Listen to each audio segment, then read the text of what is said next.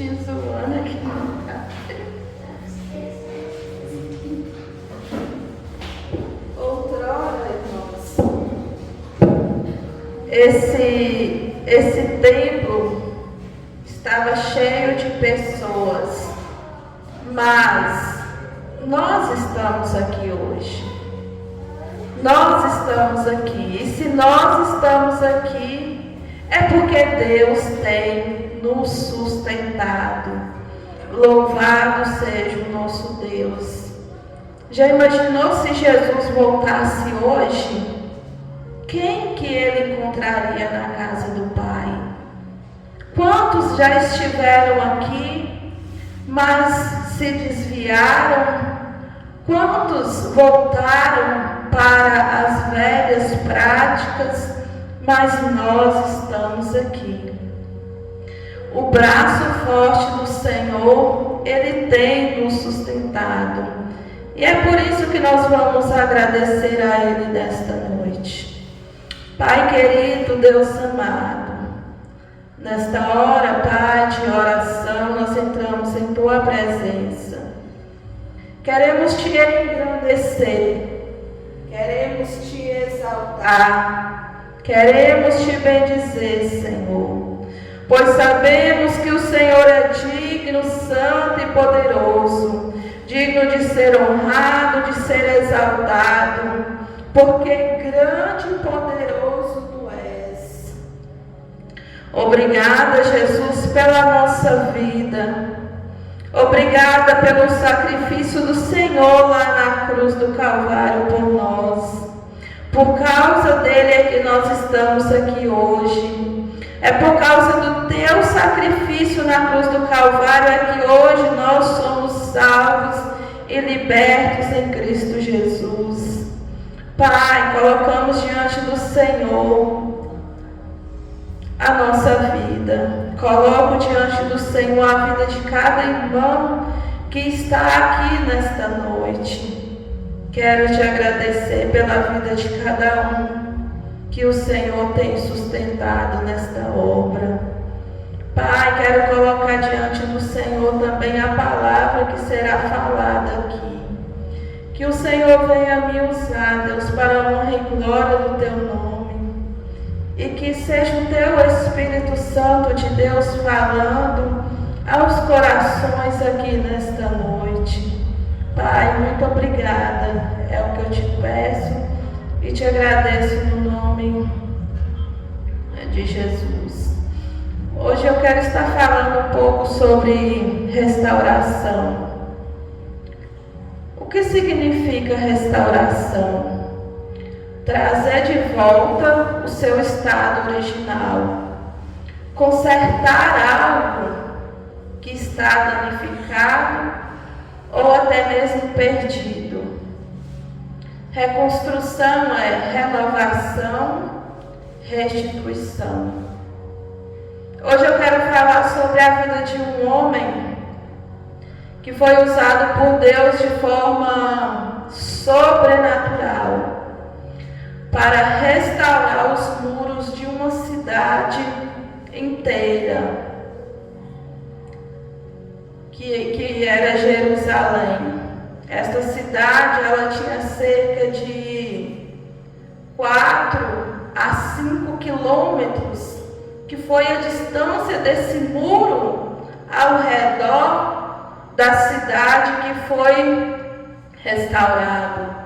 A altura desses muros diz que era de aproximadamente de 8 metros a 12 metros de altura. Pensa só, irmãos. Essa parede deve ter o quê? 2, 3 metros no máximo, né?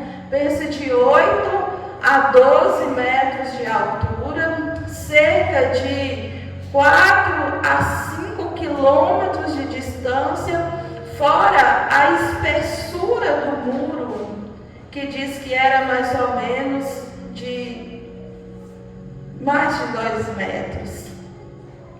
E isso tudo foi feito em apenas 52 dias. Lógico que o muro, ele não estava todo no chão. partes derrubadas, partes danificadas e fora as portas. Ao redor de toda a cidade tinha portas. Se eu quisesse sair para a casa do irmão Hélio, teria uma porta daquele lado. Se eu quisesse sair para a Aparecida, teria uma porta daquele lado.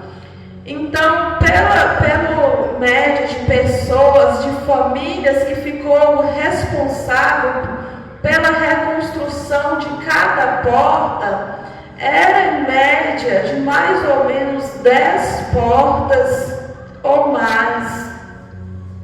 E tudo isso foi feito, primeiramente, graças ao poder de Deus, porque sem Deus nada podemos fazer. Sem Deus, Neemias nada poderia fazer. E essa foi uma obra sobrenatural, demonstrando o poder de Deus, demonstrando o que Deus ele pode fazer na vida de um homem ou de uma mulher que se coloca na brecha para ser usado por Deus. Certo dia, Neemias estava no seu trabalho, como de costume. Esse homem ele era copeiro do rei. Ele tinha um cargo de alta posição, né? O copeiro. E um dia chegou lá alguns dos seus irmãos, ou seja, dos seus parentes, lá da terra de Jerusalém. E Neemias pergunta a esses homens como que estava o estado de Jerusalém. E esses homens, eles dizem para Neemias: está em grande miséria e desprezo. Os muros de Jerusalém estão derribados e as suas portas queimadas. Na nossa campanha, nós batemos muito em cima do capítulo 2 e no versículo 17. Se você quiser abrir, Neemias 2:17, que diz assim: 2:17. Então lhes disse: estais vendo a miséria em que estamos? Jerusalém assolada e as suas portas queimadas. Vinde, pois, e reedifiquemos os muros de Jerusalém, e deixemos de ser opróbrios. Então aqueles homens, eles respondem para Neemias: olha, Neemias, as coisas por lá não estão muito bonitas, não. O estado de Jerusalém está em grande miséria e desprezo, os muros de Jerusalém estão derribados e as suas portas queimadas. Fazendo um breve panorama, por que a cidade de Jerusalém estava dessa forma? Nessa época que Deus levantou Neemias para essa grande obra, diz que já havia se passado cerca de mais de 120 anos desde que houvera esse massacre em Jerusalém, desde que a Babilônia invadiu Jerusalém e destruiu as suas casas. Foi na época também que foi destruído o templo de Salomão, o grande templo. Foi queimado as casas, foi matado jovens, crianças, donzelas, foi derrubado os muros, foi queimado as portas de Jerusalém. E foram levados cativos os nobres, os mais ricos, ficando ali em Jerusalém uma minoria muito pouca, principalmente só os pobres. E agora esse era o estado de Jerusalém. Mas nós não podemos deixar de falar também por que aconteceu isso com Jerusalém. Porque Jerusalém era e é o povo de Deus. E Deus sempre esteve no controle da vida do seu povo. Assim também como Deus, Ele sempre está no controle da nossa vida. Por que Deus permitiu acontecer tudo isso com o seu povo? Mas Deus, Ele é bom, Deus, Ele é Pai, mas Deus também, Ele é justiça. E outrora, há muitos anos, Deus tinha enviado os seus servos, os seus profetas Jeremias, vários profetas, para profetizar sobre a vida do seu povo, falando para que o seu povo viesse a se consertar. Mas se consertar de quê? O povo de Deus se desviou da presença de Deus. O povo de Deus desobedeceu a Deus. Qual foi o pecado? Um dos grandes, maiores pecados foi a idolatria. Porque Deus sempre dizia: não adoreis outro Deus, a não ser o Deus do céu.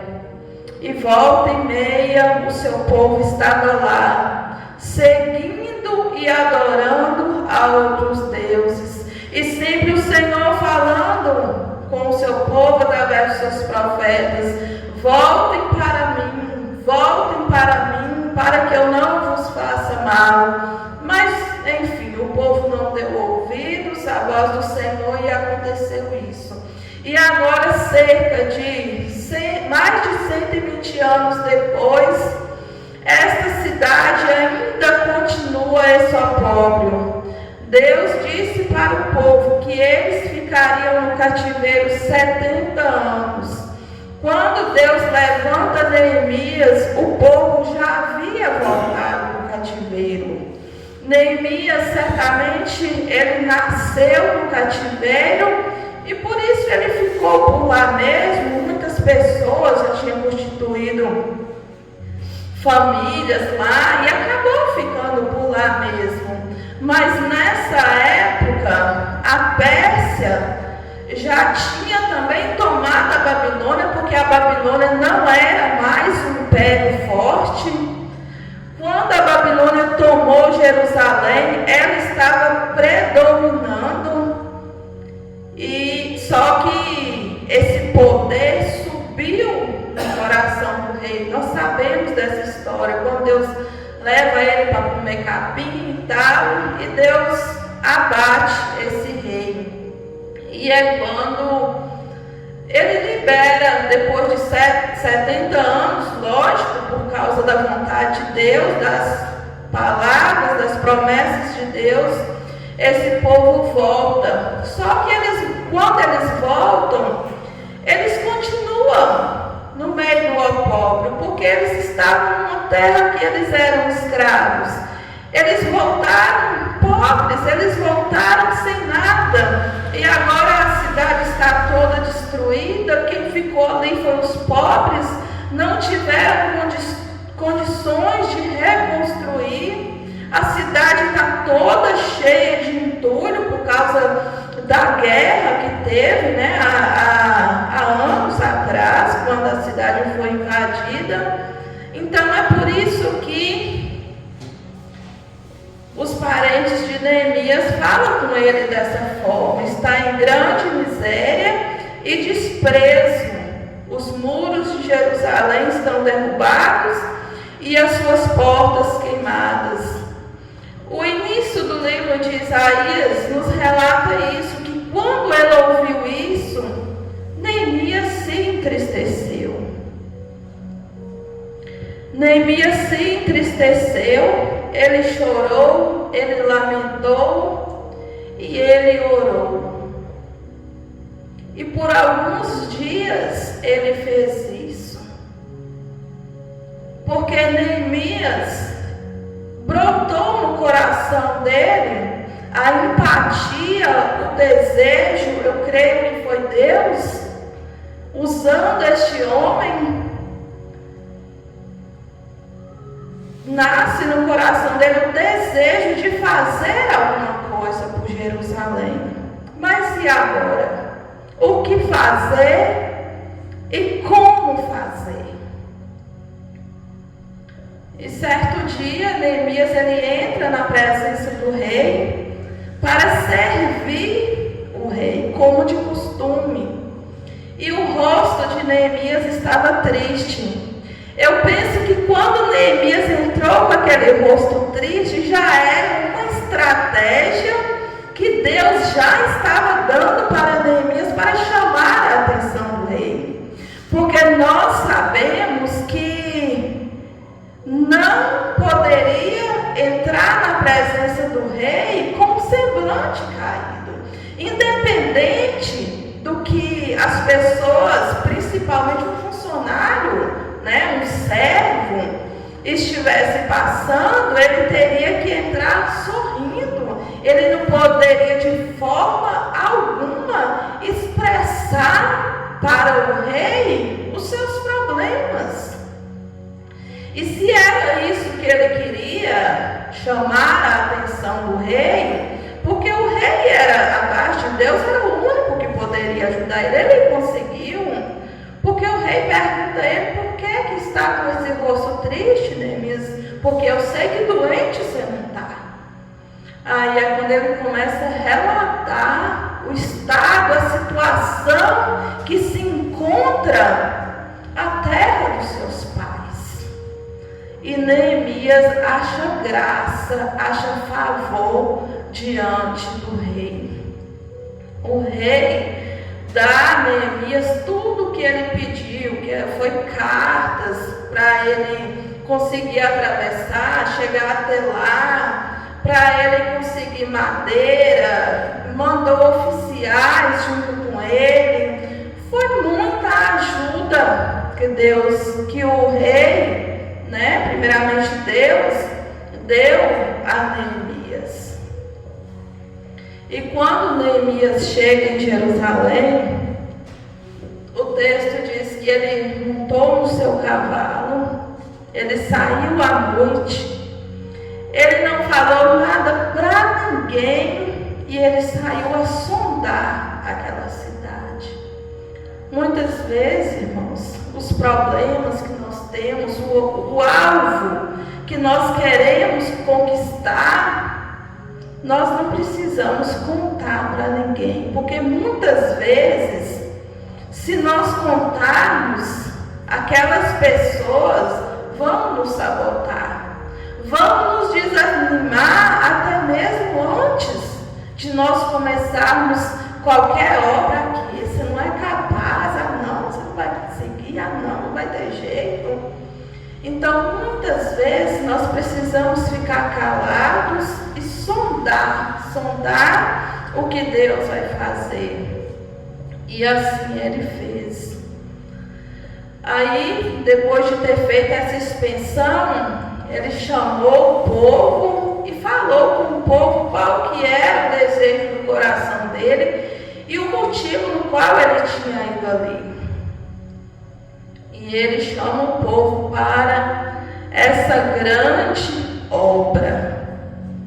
Eu acredito que nessa hora o povo se animou.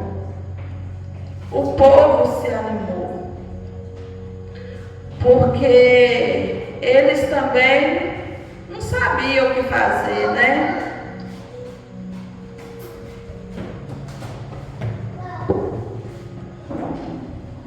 Mas agora era a hora de começar o trabalho. A obra era grande. O trabalho era muito. Quanto trabalho havia? Os muros derrubados, as portas quebradas, a cidade cheia de entulhos. Será que o trabalho era pouco? Mas Neemias, ele não desanimou. Nós podemos ver durante toda a leitura do livro de Neemias que nem por um instante Neemias se desanimou. O trabalho era muito, mas ele não desanimou. Já não bastava o tanto de trabalho que eles tinham para fazer. Agora entra em cena os inimigos. Agora entra em cena os opositores. Nós podemos ver isso lá no capítulo 2, no versículo 10, que diz assim: disto ficaram sabendo Sambalate, o Eronita, e Tobias, o servo anomita, e muito lhes desagradou que alguém viesse procurar o bem dos filhos de Jerusalém.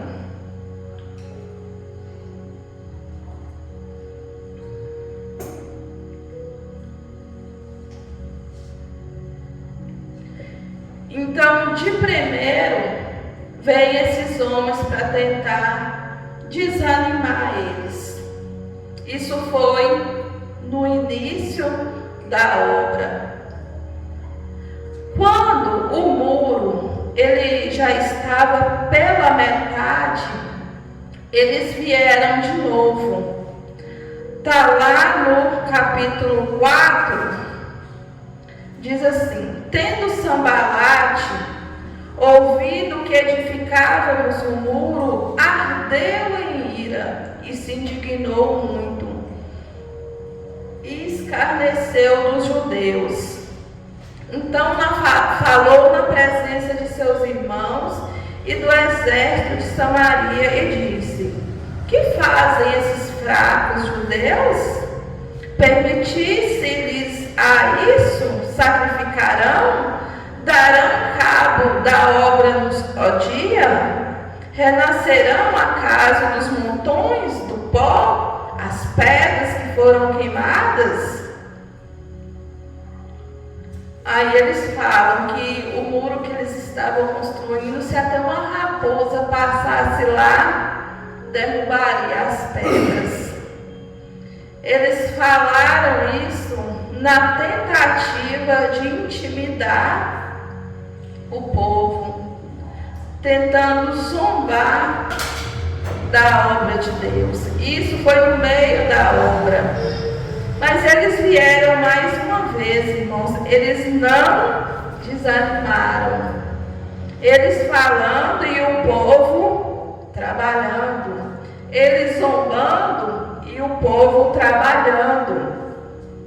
No capítulo 6, no versículo 1, ele diz assim: tendo ouvido Sambalate mais uma vez, Tobias e Gesem, o arábio e o resto dos inimigos, que eu tinha edificado um muro e que nele já não havia mais brecha nenhuma, ainda que este tempo não tinha posto ainda as portas nos portais. Sambalate e Gesem mandaram dizer-me: vem, encontremo-nos nas aldeias do vale. Ou seja, mais uma vez, eles tentam intimidar Neemias com mentiras para desviar o foco da obra. O povo estava cansado e desanimados. Agora, nessa altura da obra, não havia concluído ainda, mas o povo estava cansado e desanimado. Olha aqui no versículo 10 o que Judá disse. Então disse Judá: já desfaleceram as forças dos carregadores, e os escombros são muitos, de maneira que não podemos edificar o muro. Olha só o tanto que eles já tinham trabalhado. Mas agora, diante de toda a opressão, eles falam assim: muito entulho. O pessoal cansou, o pessoal está desanimado. Nós não vamos, nós não podemos, ele fala, nós não podemos edificar o muro.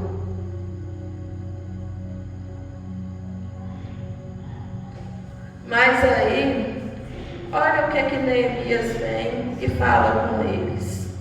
Neemias falando: inspecionei, dispus-me e disse aos nobres, aos magistrados e ao resto do povo: não temais, lembrai-vos do Senhor, grande e temível, e pelejai pelos vossos filhos, vossos irmãos e vossos filhos, vossas filhas e vossa mulher e vossa casa. O trabalho era muito, os ataques eram muitos, mas maior era o que estava com eles. Quando eles se sentiram fracos, Neemias pegou o povo e colocou o povo em posição de guerra. Neemias colocou cada um em pontos estratégicos,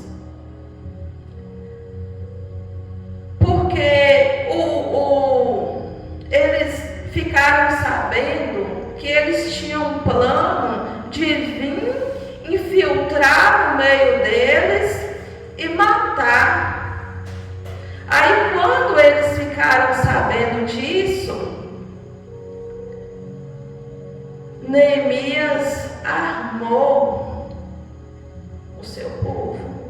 A obra parou? Não parou. Só que Neemias soube trabalhar com estratégias. Ele posicionou cada um em um ponto. E se nós formos ver, o texto fala que em uma mão estava o instrumento de trabalho e na outra o instrumento de guerra. Mas hora nenhuma os inimigos conseguiram parar a obra. Tentou muito, de todas as maneiras. Eles tentaram desviar o foco para eles pararem. Quantas vezes, irmãos, nós estamos em uma grande obra, mas a luta é tão ferrenha, é tão pesada, que o diabo, ele levanta tantas coisas para tirar o nosso foco, o foco da obra, para nós parar. Isso é claro aqui no livro de Neemias, que tudo os inimigos fizeram para conseguir parar a obra. Mas Neemias, esse homem, estava revestido de autoridade, de poder de Deus. E a hora que o povo falou assim: eu não aguento mais, eu não dou conta mais, Neemias falou assim: não, nós não podemos parar, nós não podemos parar, nós precisamos marchar, nós precisamos continuar, porque o Deus do céu é conosco. Se foi Deus que enviou, se foi Deus que mandou, Ele vai diante de nós. É Ele que vai nos capacitar. Não temas, porque Deus, Ele é conosco. A obra é grande, o trabalho é muito, os inimigos se levantam. Muitas vezes nós dizemos: eu não dou conta, eu não aguento, porque está difícil, porque está pesado. Mas a ordem é para marchar, a ordem é para continuar, a ordem não é para parar. Sabe quando nós vamos parar, irmãos? Sabe quando nós vamos poder parar? Quando nós estivermos na glória. Sabe por quê? Porque nós vivemos uma batalha. Nós vivemos uma batalha espiritual travada. Sabe quando essa batalha na nossa vida começou? Quando nós aceitamos Jesus. Quando nós o reconhecemos como o único Senhor e Salvador da nossa alma, aí foi travada a batalha do diabo conosco contra a nossa alma, porque ele não aceita perder. Então, dia após dia, é uma luta, é uma batalha travada para nós parar, para ele conseguir nos destruir. Mas no livro de Provérbios, no capítulo 24, versículo 10, diz assim: se mostrares fracos no dia do mal, no dia da batalha, a sua força será limitada. Nós precisamos confiar em Deus. Nós precisamos confiar que assim como Deus deu a Neemias estratégias, direção, força, o Senhor, Ele também nos dará estratégias, autoridade para nós vencermos. As portas do inferno, elas não prevalecerão contra nós. As portas do inferno não prevalecerão contra a igreja de Cristo na terra, desde que nós estejamos posicionados. Posicionados.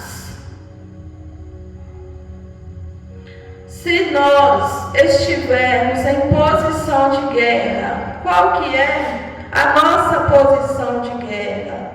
Joelho no chão e cara no pó. Se nós estivermos nessa posição, irmãos, o diabo ele não pode nos vencer. Ele não conseguirá nos vencer, porque maior é aquele que está conosco. Maior é aquele que luta por nós, é aquele que guerreia as nossas lutas, que guerreia as nossas guerras, é aquele que vai diante de nós.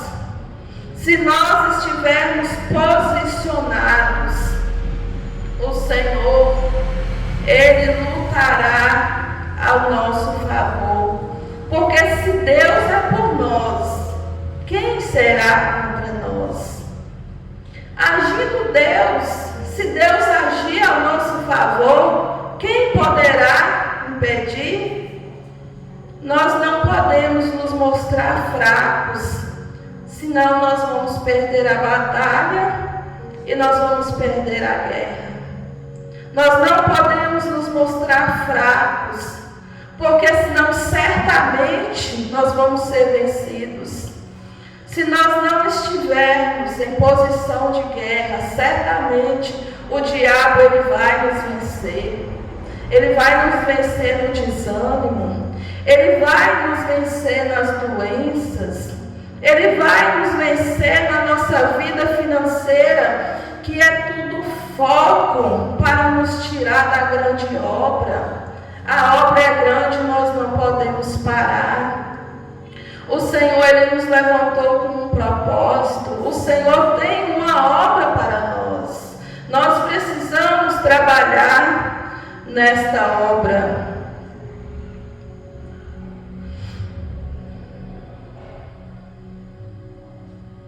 nós não podemos parar. Nós precisamos avançar. Concluindo, o inimigo ele veio no início da obra, ele veio no meio da obra e ele veio no final da obra. Ele veio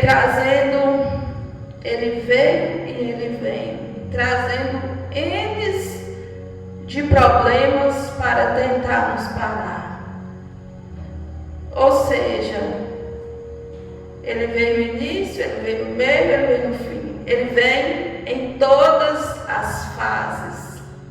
Ele vem em todos os momentos. Quanto mais você avança, mais ele investe. Quanto mais você tenta reagir, quanto mais você tenta se levantar, mais ele vai trabalhar. Mas a vitória vem. Se nós perseverarmos e se nós não desistirmos, a vitória vem. Porque o Senhor, Ele é conosco e o Senhor, Ele tem nos sustentado.